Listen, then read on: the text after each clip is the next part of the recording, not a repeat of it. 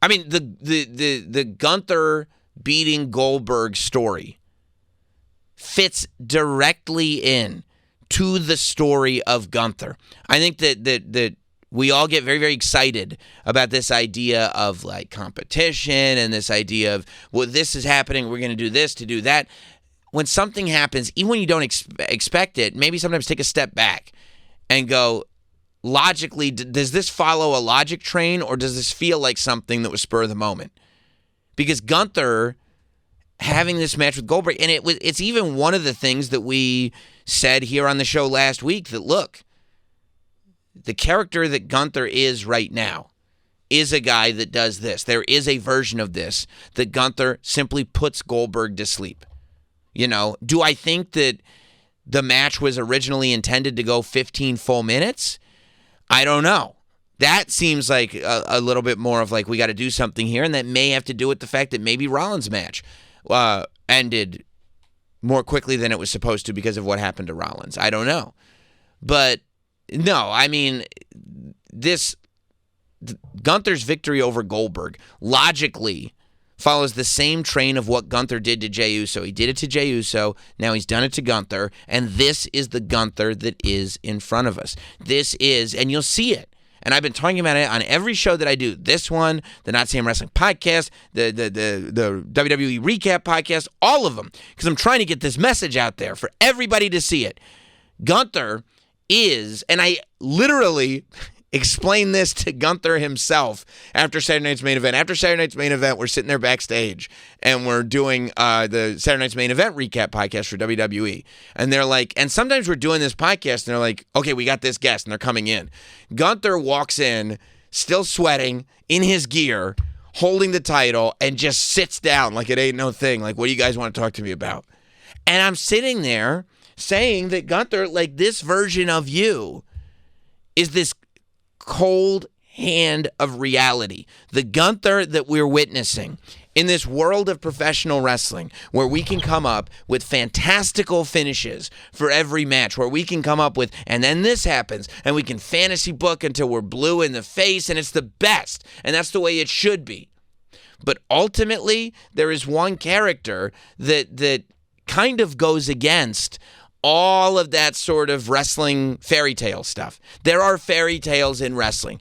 Daniel Bryan winning the championship at WrestleMania is a fairy tale ending. To a degree, a year later, Seth Rollins cashing in is a fairy tale ending. WrestleMania 40, Cody finally does it. He finishes his story. It's a fairy tale ending. What if there was a wrestler who was so grounded in reality and the fact that he was here to simply do business, and he was better than everybody? What if there was a wrestler that the rules of fairy tales, that the rules of those feel-good finishes didn't apply to that character?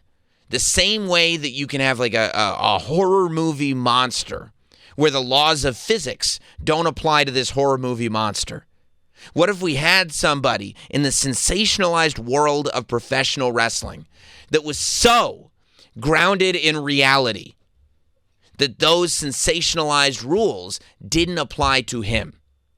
And that is Gunther. That is who Gunther is.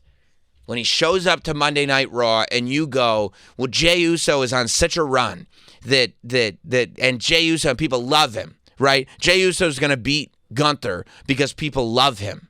And because it's Raw. Why would he lose the title on a Raw? He's not going to lose the title on a Raw, and people love him, so Jey Uso's going to win. Well, those are rules that are like, these are storytelling rules. These are not real life rules. These are story rules. Gunther is this cold hand of reality that goes, no, Jey Uso's going to lose because I'm going to beat him. And Gunther comes in and he beats Jey Uso. We come in and we go, well, Goldberg's going to win the title because whatever. There's another pay-per-view on the same night, or because then Goldberg can take it to SummerSlam. We can have a Battle of the Spears with Braun Breaker, or because this, or because that, or because Goldberg. No. Goldberg is going to lose because Gunther's going to beat Goldberg. And I think that result, and it is so basic, right? The way it's set up, but it is so shocking. It's shockingly basic that we as fans sit there when we see it And we almost struggle for explanation, right? Like we sit there and go, what? How can that what? The same way we did with Jey Uso was the same way a lot of us did with Goldberg. Like it's his first 15-minute match since 2006.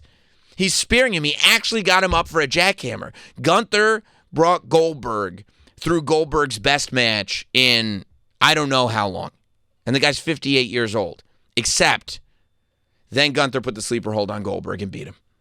Because that's what Gunther does, because that's what Gunther would do.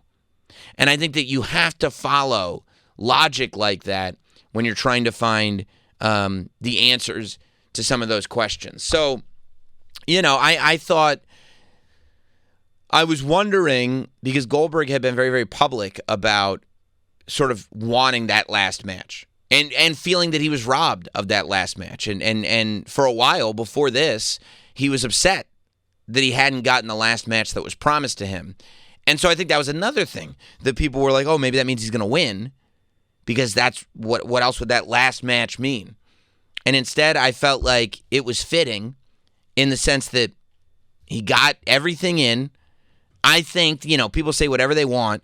I think Goldberg looked a lot better than anybody thought that he would look. You know what I mean? I think Goldberg, on a Goldberg scale, did pretty damn well at Saturday night's main event. And the fact that we got Doug Dillinger knocking on that door one more time was exactly what I wanted. You should have seen me.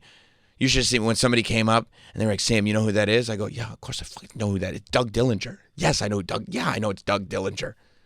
I was freaking out. I loved it. Ernest the Cat Miller's hanging out. It was great. But, it was this celebration of Goldberg. And the only thing that could take it down was Gunther. Because on this one night, we're celebrating Goldberg, yes. But Gunther remains the world heavyweight champion. And we go to Raw tonight with this gauntlet that they announced, which is CM Punk, Jey Uso, Braun Breaker, LA Knight, and Penta, all in a gauntlet match. We don't know what the order of the match is. Which, by the way, I thought they did a great job on All In explaining why people want the first spot in a casino gauntlet match. Because in a traditional gauntlet match, the first spot is the worst spot. But they did a really good job explaining the match will end whenever it ends. Because in a traditional gauntlet match, you pin somebody, the next guy comes in. You pin somebody, the next guy comes in. So the first spot sucks. But in the casino gauntlet match, the first pinfall is the end of the match. So, of course, you want the first spot. I thought they did a good job explaining that on commentary.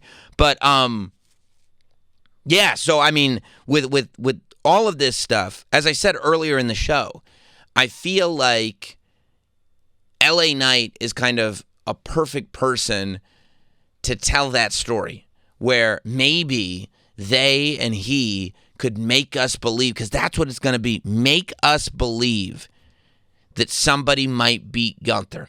This is the magic of Gunther. Make us believe that through a pro wrestling story, somebody's going to beat Gunther. And then Gunther completely spoils that expectation. I think LA Knight fits that. I don't see, the only two people I don't see a path to winning this one are Jey Uso, because I think the last thing Jey Uso needs is to lose to Gunther again in a big match. Like, there's no reason for that. And Penta. I just don't think that it's possible, but I just don't see Penta going to SummerSlam against Gunther right now. I think that they're doing a real good job of putting him in that main event world title contention. I just don't think SummerSlam with Gunther is the time to do it.